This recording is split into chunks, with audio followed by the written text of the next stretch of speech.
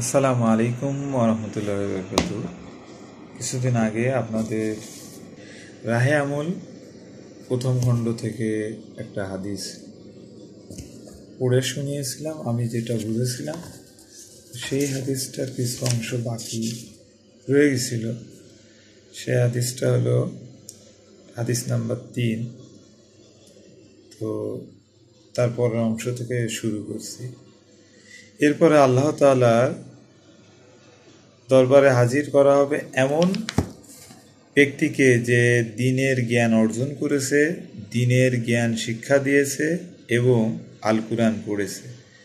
তাকে তার প্রতি প্রদত্ত নিয়ামতের কথা স্মরণ করিয়ে দেয়া হবে।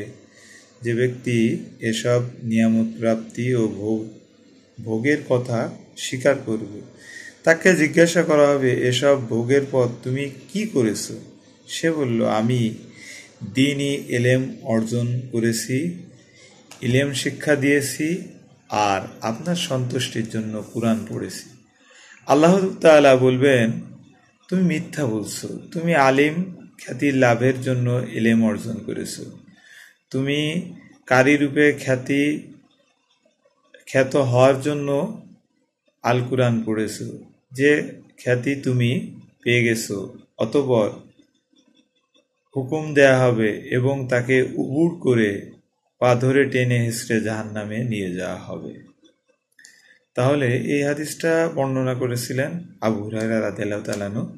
আমি কয়েকদিন আগে এই হাদিসের প্রথম অংশ আপনাদেরকে পাঠ করে শুনিয়েছিলাম। তো এখানে আমি ওই ভিডিওতে যেটা টাইটেল দিয়েছিলাম যে আমরা যা কিছু করি না কেন সেটা যেন হয় আল্লাহর সন্তুষ্টির জন্য। তা যদি না হয় তাহলে আমার মৃত্যুর পরে আসলে পরকালে আমার সমস্ত কিছু কোনো কাজে আসবে না।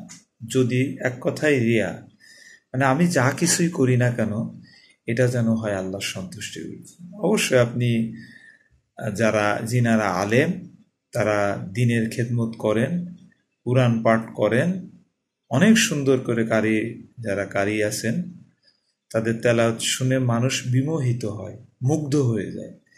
এটাও যেন আল্লাহর সন্তুষ্টির উদ্দেশ্য হয়। আর তা যদি না হয়, আমি আপনি যেই উদ্দেশ্য, যেইভাবে, যেই নিয়েতে যে কাজ করব, ঠিক সেটারই প্রতিদান আল্লাহ সুবহানাহু ওয়া তাআলা দুনিয়াতে দেবেন, আখিরাতে দেবেন। এজন্য আমি যেই কাজটাই করি না কেন, সেটা ক্ষুদ্র একটা ছোট কাজই হোক, সেটা যদি কাউকে দান করা হয়, সেটাও যেন আল্লাহর সন্তুষ্টির উদ্দেশ্য হয়। তাহলে যখন আল্লাহর সন্তুষ্টির উদ্দেশ্যে আমার কাজটা সম্পন্ন হবে, সেই কাজটা